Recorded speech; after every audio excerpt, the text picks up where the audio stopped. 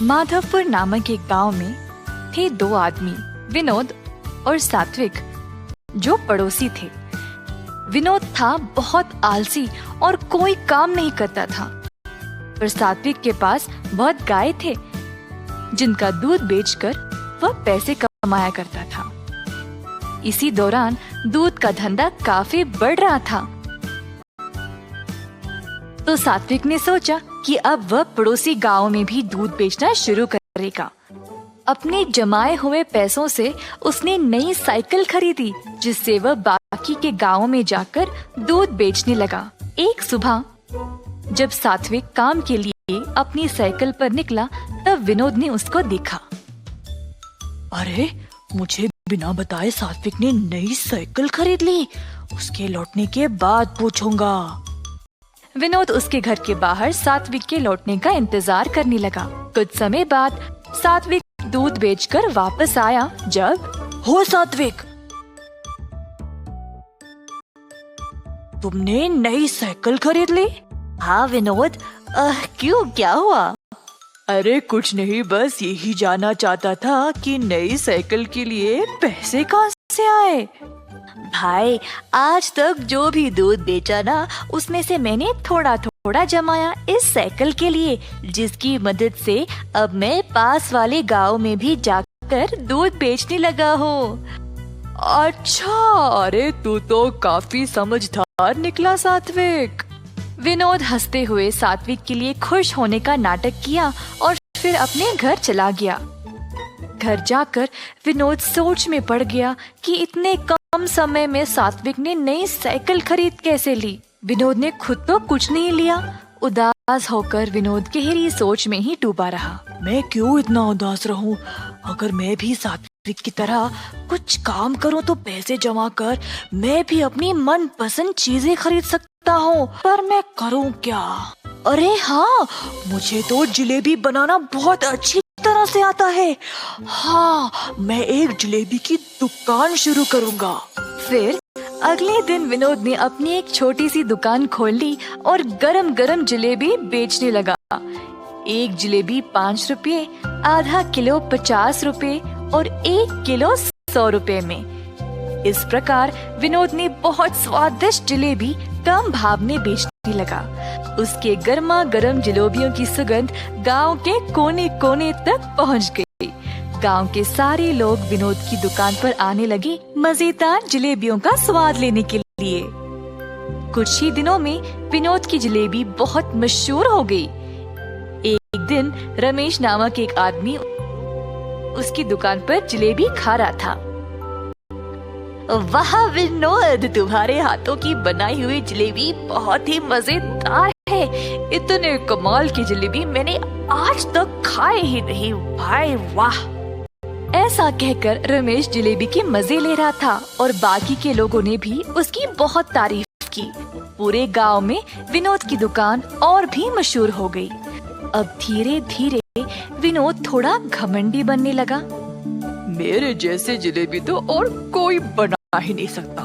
मुझे जलेबियों का दाम भी बढ़ाना पड़ेगा, इससे मैं और ज्यादा मुनाफा कमा सकता हूँ। दुकान पे आए हुए सब लोगों को विनोद ने बोला, जी आज से एक जलेबी 10 रुपए, आधा किलो 100 रुपए और 1 किलो 200 रुपए में। एक आदमी उदय जो जलेबी खरीदने आया था, उसने कहा, अरे भाई साहब, जलेबी इतनी महंगी कब से हो गई है? बाकी के दुकानों में तो किलो 100 रुपए में ही बेचते हैं। अगर मेरे जैसे स्वादिष्ट जलेबी कहीं और मिले ना, तो वही जाकर खा लीजिएगा, मुझे कोई फर्क नहीं पड़ेगा। विनोद जैसी स्वादिष्ट जलेबी कहीं और नहीं मिलेगी, ऐसा सोचकर लोगों ने अब महंगी जलेबी खरीदना शुरू कर दी। इस गांव में मेरे जैसे जलेबियों को टक्कर देने वाला और कोई है ही नहीं। गांव वालों को तो अब मेरे स्वाद की लत लग चुकी है। ऐसा सोचकर उसने जलेबी को तोलने वाले तराजू के नीचे सबकी नजर से चोरी एक छोटा सा भार लगा दिया, जिससे वे लोगों को ज्यादा पैसों में कम जलेबियां बेच सके। इसी तरह विनोद का कारोबार उसके अनुसार चलता रहा। एक दिन गांव के जमींदार को विनोद की जलेबियों के बारे में पता चला, तो उन्होंने उन्होंने अपने नौकरों को उसके पास 1 किलो जलेबी लाने के लिए भेजा। नौकर गए और विनोद के यहाँ से 1 किलो जलेबी ले आए।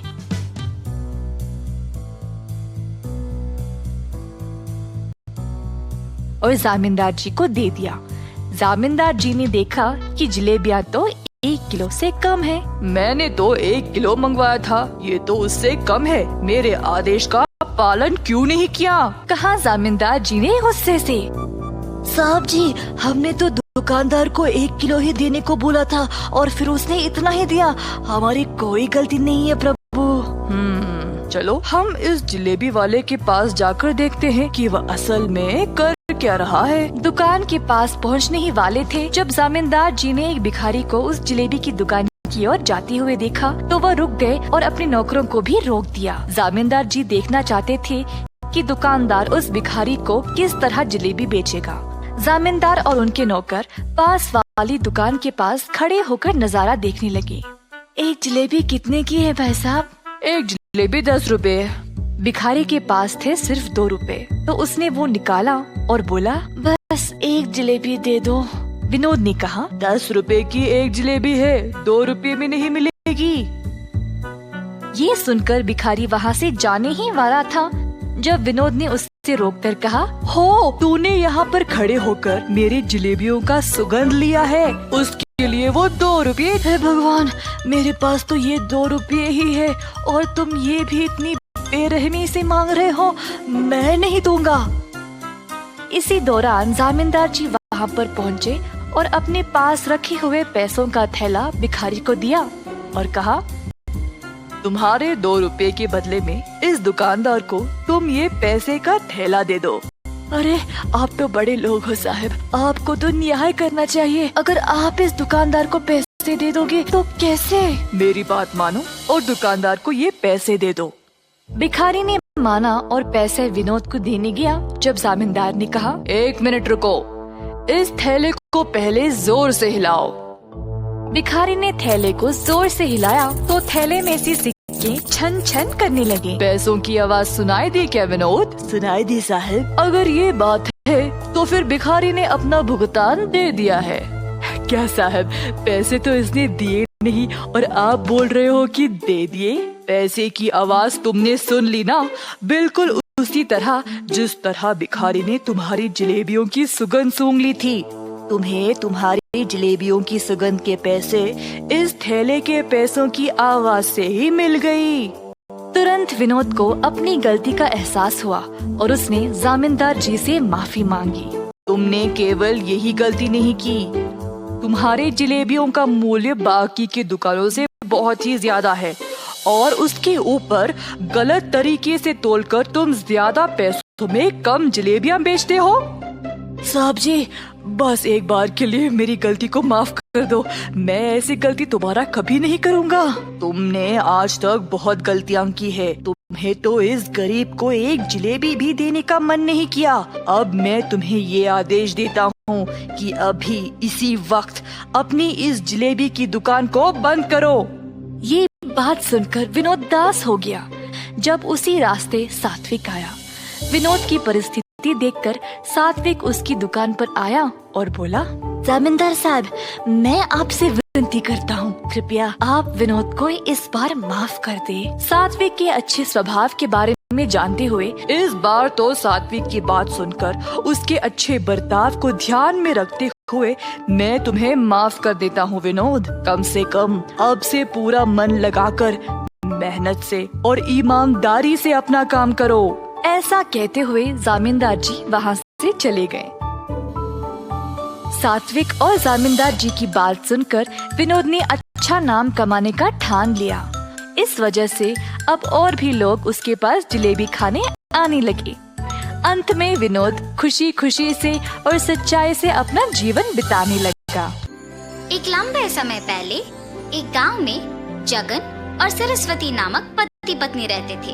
उनका ऋत्विक नामक एक होशियार बच्चा भी था। उनके खुद का एक होटल भी था। वहाँ हर रोज स्वादिष्ट और अच्छा सुगंध आने वाला बज्जी बना के बेचते थे। ऋत्विक भी पढ़ते हुए उसके माँ बाप का मदद करता था। हमेशा की तरह जगन बज्जी बना के बेचने लगता है। आलू बज्जी, मिर्ची बज्जी, ऑनियन बज्जी, आइए बाबू आइए। ऐसे जोर जोर से चिल्लाने पर उस रास्ते में जाते हुए लोग सारे उस सुगंध की वजह से बज्जियां खरीद के जाते थे। ऋत्विक होटल में अपने माँ बाप की सहायता करने के बाद अपनी माँ को बता के कुछ बज्जियां अपने दोस्तों को खिलाने अपने साथ लेके खेलने चला जाता था। ऐसे उस दिन ऋत्विक हर रोज की तरह उसका काम खत्म करके होटल में से कुछ बज्जियां लेके अपनी माँ को बोल के निकल पड़ा। बज्जियां लेके जाने पर भी माँ इसीलिए कुछ नहीं कह रही है क्योंकि मैं उनकी मदद कर रहा हूँ। मैं भी सिर्फ इसीलिए उनकी मदद कर रहा हूँ। मेरे दोस्तों के लिए काम करना ही पड़ेगा।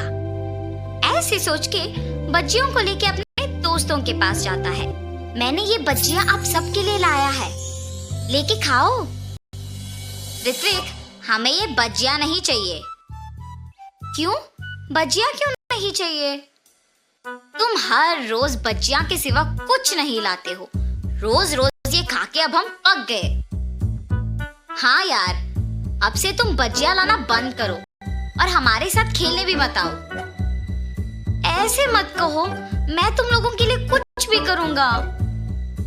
अच्छा, तो फिर तुम्हें हम सब के लिए आइसक्रीम खरीद के लाना होगा, मंजूर है? तुम लोगों को आइसक्रीम खरीदने के लिए मुझे बहुत पैसों की जरूरत है। मेरे पापा भी मुझे उतने पैसे नहीं देंगे। कुछ और पूछो, मैं करूंगा। तुम इसीलिए सोच रहे हो क्योंकि तुम्हें अपने पापा से पैसे पूछना पड़ेगा ना? हाँ, उनसे बिना पूछे पैसे लेने का मेरे पास एक उपाय है। अगर तुम पक्का करोगे तो ही बोलूंगा। तुम लोगों के लिए मैं कुछ भी करूंगा। क्या है वो उपाय? तुम्हारे होटल में खाने बहुत लोग आते हैं। उस समय में तुम्हारे माँ बाप काम में व्यस्त रहते हैं, तो तब तुम जितने पैसे चाहिए उतने पैसे लेके आ जाओ। किसी को तुम पे शक ही नहीं होगा। कोई ये भी नहीं जान पाएगा कि पैसे गायब भी हुए। हाँ, ये भी सच है। कल मैं पक्का तुम लोगों को आइसक्रीम खिलाऊंगा। ऐसे अपने दोस्तों को कह के खुशी खुशी घर चला जाता है। अगले दिन जब उसके माँ बाप काम में लगे हुए थे, ऋत्विक किसी को दिखे बिना चुपके से पैसे लेके अपने दोस्तों के पास चले जाता है। मैंने कहा था ना कि तुम सबको मैं आज आइसक्रीम खिलाऊंगा, चलो जाके खाएंगे। ऐसे वो उसके दोस्तों को लेके आइसक्रीम बेचने वाले के पास जाता है और सबको आइसक्रीम खिलाता है। कल क्या चाहिए बोलो, मैं खरीदूंगा। कल तुम जो कहो वही चाहिए हमें। ठीक है, कल मैं तुम लोगों को मेरा मनपसंद खाना खिलाऊंगा। ऐसे कहकर वो घर चला जाता है। रात में सोए बिना अपने दोस्तों के बारे में सोचते रहता है। कल मुझे अपने दोस्तों को कुछ अनपेक्षित खिलाना होगा, मतलब मुझे कल और पैसे लेके जाना होगा। ऐसे ऋत्विक अपने दोस्तों के कहा मान के हर रोज अपने माँ बाप को बताए बिना उनकी मनपसंद चीजें खरीद के देता था। आखिर में ये उसका एक बुरी आदत बन चुका था। हर रोज की तरह जब एक दिन ऋत्विक उसके माँ बाप के काम करते वक्त पैसे लेने गया था, तो उसकी माँ उसे देखती है। ऋत्विक, यहाँ आओ। हाँ माँ, क्या हुआ? तुम वहाँ क्या कर रहे थे? मैं कुछ नहीं माँ। सच कहो, मैंने तुम्हें पैसे लेते हुए देखा। ऐसे बिना पूछे पैसे लेना गलत है। क्या तुम्हें नहीं पता? तुम अब पैसे भी चोरी करना सीख गए। माँ, मुझे माफ करो। मैंने अपने दोस्तों के लिए ये सब किया है। आइंदा ऐसे कभी नहीं करूँगा। पहली बार है इसलिए कुछ नहीं कह रही हूँ। आइंदा ऐसे करोगे तो चुप नहीं रहूंगी। जी माँ। लेकिन उसकी माँ ये सोच में पड़ के दुखी होती है कि उसके बेटे को ये बुरी आदत आया कैसे। उसकी माँ को जब ऋत्विक ने ऐसे देखा तो वो तुरंत बदल गया। अपने दोस्तों के पास जाना बंद कर दिया। हर रोज अच्छे से पढ़ के अपने माँ बाप की मदद करते हुए रहता था। ऐसे कुछ दिनों बाद अचानक पैसों की पेटी में पैसे नहीं दिख रहे थे। उससे उसकी माँ को ऋत्विक पे ही शक आता है और जो कुछ भी उससे पहले हुआ उसके पति को बताती है। तब जगन और सरस्वती दोनों ऋत्विक के पास जाके पूछते हैं, ऋत्विक, पैसों की पेटी में पैसे नहीं हैं, तुमने ही लिया है ना? माँ, जब से तुमने बोला तब से मैंने चोरी करना बंद ही कर दिया, मेरे दोस्तों के पास भी जाना बंद कर दिया, मुझे उन पैसों के बारे में कुछ नहीं पता। बेटा, अगर तुमने उस पेटी से पैसे लिए हैं तो कह दो हमें, हम कुछ नहीं कहेंगे। अगर तुमने नहीं लिया तो पेटी से पैसे कैसे गायब हुए? किसने निकाला होगा? सच कहो ऋत्विक। माँ, मुझे सच में नहीं पता है कि पैसे कहाँ गए। इससे पहले मेरा पैसे लेना सच ही है, मगर मैंने वो सब बंद कर दिया। अब तो मैंने नहीं लिया। जब से पैसे खो गए तब से जगन और सरस्वती बहुत ध्यान से सब पे नजर रख के काम करने लगे। मेरे पास पैसे खत्म हो गए। कुछ दिन पहले एक होटल से बहुत आसानी से पैसे चोरी कर लिया था मैंने। वापस वही जाके पैसे लेके आऊंगा। ये फैसला करके वापस उस होटल को जाता है। बच्चियां खाके पैसे देने का नाटक कर रहा था और कोई ना देखने के समय में पैसे चोरी करने वाला था जब जगन उसे रंगे हाथ पकड़ लेता है। इतने उम्र के आदमी होके भी मेहनत किए बिना पैसे चोरी करते हुए शर्म नहीं आती? इससे पहले भी तुमने यहाँ चोरी किया था ना?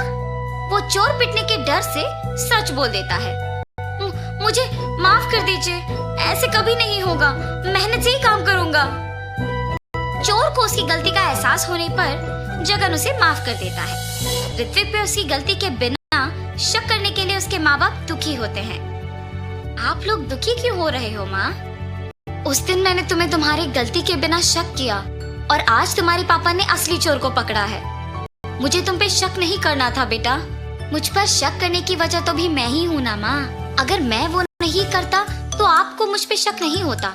आपने मुझे मेरी गलती समझाया, इसलिए मैंने वो करना छोड़ दिया, वरना मैं शायद बड़े होके भी यही करता। आइंदा ऐसे कभी नहीं होगा माँ।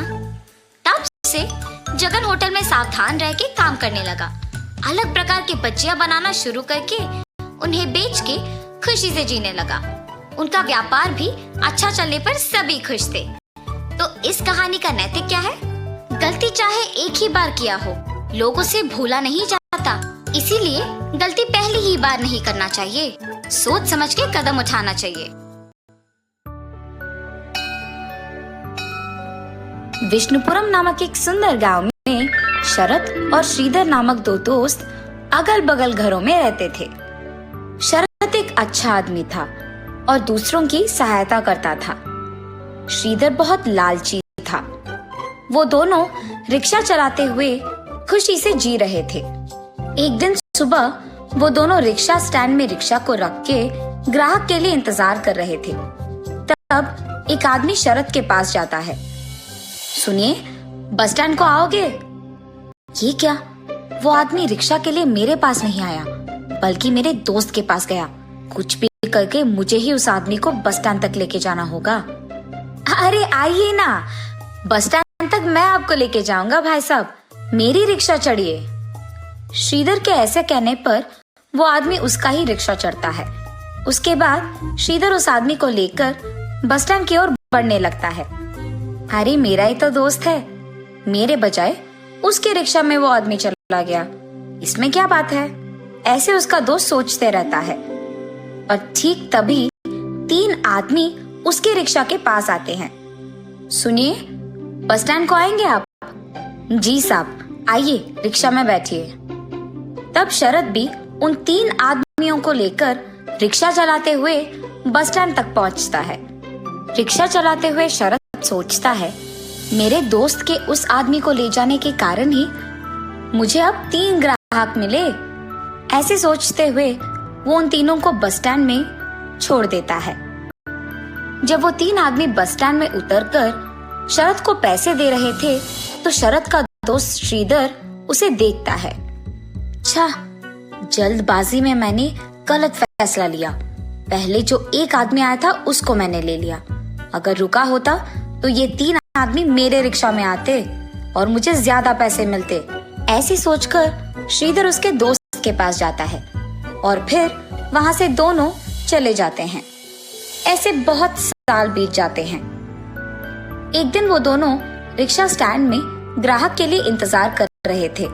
तब, अरे शरत, एक समय में हम अगर रिक्शा स्टैंड में इंतजार करते थे तो बहुत सारे ग्राहक आते थे, पर आज के समय में कोई नहीं आ रहा है, क्योंकि सबके पास अभी ऑटो है, कार है और उन्हीं में जाना पसंद करते हैं। इसीलिए हम चाहे जितना इंतजार करें, लोग तो नहीं आएंगे। अरे हाँ श्रीधर, लेकिन अब हमें अगर ऑटो खरीदना भी है, उतने सारे पैसे तो हमारे पास नहीं है ना। वैसे भी रिक्शा में बैठने के लिए कोई नहीं आ रहा है। इससे बेहतर तो यही है कि हम ये काम छोड़कर शहर चले जाते हैं और वही कोई काम करते हुए खुशी से जी सकते हैं। श्रीधर, चाहे जो भी हो जाए, मैं अपना गांव छोड़कर कहीं नहीं आऊंगा। मुश्किलें तो हर जगह होंगी ना, इसका मतलब ये थोड़ी है कि हम गांव छोड़कर कहीं और चले जाए। और इस बात की क्या यकीन है कि कल हम शहर में जाएंगे तो वहाँ मुश्किलें नहीं आएंगे। तो मुझे यही रहना है और इन मुश्किलों का सामना यही करना है। अरे शरद, यहाँ पर हमें कोई और काम नहीं मिलेगा। ठीक है, तुम यही रहो, मैं जा रहा हूँ। ऐसे कहकर वो उसकी बीवी बच्चों के साथ सच में शहर चले जाता है। वहाँ जाकर वो कार चलाते रहता है। मेरे साथ अगर मेरा दोस्त भी होता तो हम दोनों मिलकर कोई ना कोई काम ढूंढ लेते। अब मुझे अकेले ही कुछ करना पड़ेगा। ऐसे वो बहुत दिन दुखी रहता है। एक दिन शरद रिक्शा स्टैंड के पास रिक्शा में बैठे रहता है। तब एक आदमी का आवाज सुनाई देता है, प्याज, प्याज, ताजे प्याज। ऐसे जोर से एक आदमी चिल्ला रहा था। उसे देख शरद को एक विचार आता है। अरे हाँ, मेरे पास ऑटो खरीदने के लिए तो पैसे नहीं हैं, लेकिन खुद से मैं एक प्याज का वाहन तो बना सकता हूँ और गांव में उसी वाहन को चलाते रह सकता हूँ। और इतना ही नहीं, उस वाहन को बनाने के लिए पैसे ज्यादा खर्च भी नहीं होंगे और मुझे बस ये ध्यान में रखना होगा कि उस वाहन में ज्यादा लोग बैठ पाए।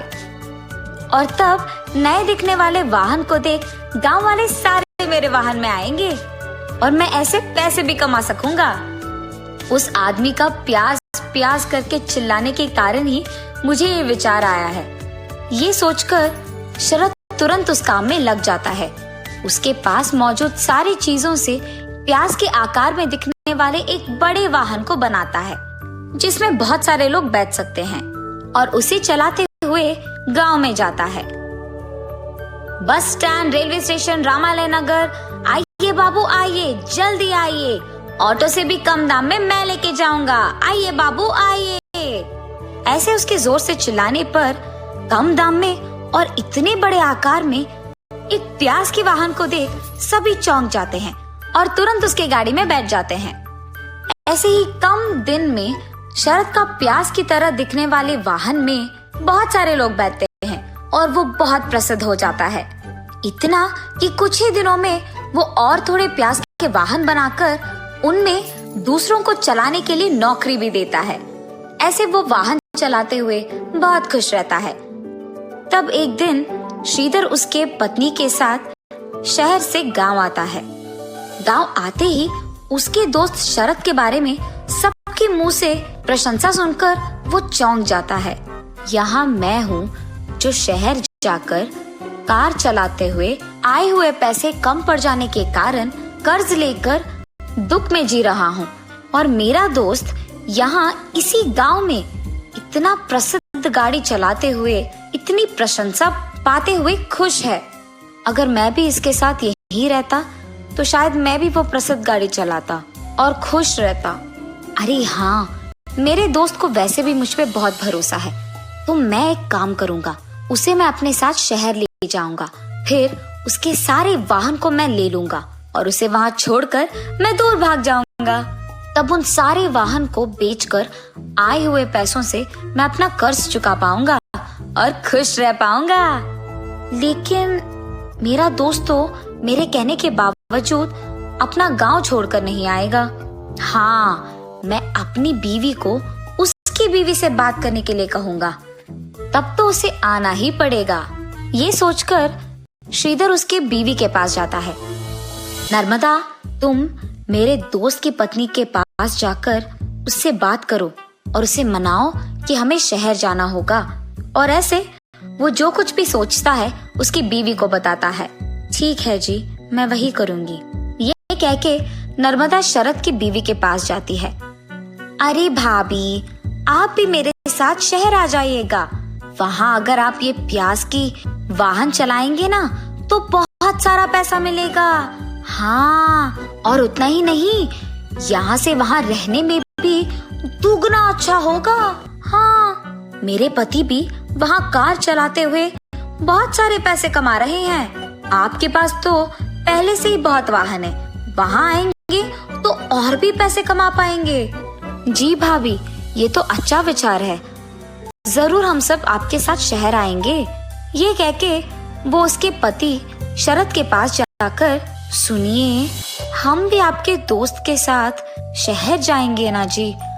वहाँ यहाँ से दुगना अच्छा होगा और दुगने पैसे भी मिलेंगे, पता है आपको। अच्छा, तो तुम ही चले जाओ। मैंने पहले भी कहा है, मुझे ये गांव छोड़कर कहीं नहीं जाना है, यही मेरा घर है। उसके पति के ऐसे कहने पर इसी बात को कहने वो नर्मदा के पास जाती है। वहाँ पहुँचते ही पति पत्नी को कुछ बात करते हुए सुनकर वो दरवाजे के पास ही रुक जाती है। नर्मदा, क्या तुमने मेरे दोस्त की बीवी से बात किया है? कुछ भी करके उन्हें हमारे साथ शहर ले जाना ही होगा। अरे हाँ जी, उसने तो मेरी बातों पे यकीन कर लिया है। वो दोनों पक्का आएंगे शहर, तब हम उनके पास मौजूद सारे वाहन को बेचकर हमारे कर्ज चुकाएंगे और हम खुश रह पाएंगे। दरवाजे के पास खड़े हुए शरद की बीवी ये सब सुन लेती है और भागते हुए उसके पति के पास जाती है। सुनिए, हम शहर नहीं जाएंगे, ये सब आपके दोस्त का चाल है। और ऐसे उसने जो कुछ भी सुना अपने पति को बताती है। क्या मेरा दोस्त कर्जों में फंसा है, इसीलिए वो ऐसा है? कुछ भी करके मेरे पास मौजूद वाहन को बेचकर भी उसका कर्ज चुकाना होगा। क्या एक तरफ आपका दोस्त आप पे जाल बिछा रहा है, आपको धोखा दे रहा है, और आप सोच रहे हैं कि आप उसकी मदद करेंगे? ये क्या है जी? वो चाहे अच्छा हो या बुरा हो, वो मेरा दोस्त है और वो अभी कष्टों में है, तो मुझे उसे बचाना होगा और मुझे उसकी सहायता करना होगा। ये कह के वो वहाँ से उसके दोस्त के पास चले जाता है। श्रीधर, मुझे नहीं पता था कि तुम यहाँ आए हो, वरना मैं तुम्हारे पास आ जाता। और अगर मुझे पहले ही पता होता कि शहर में तुम्हारी इतनी मुश्किलें हैं, तो मैं तुम्हारी मदद कर देता। इसके लिए मुझे धोखा देने की कोई जरूरत नहीं।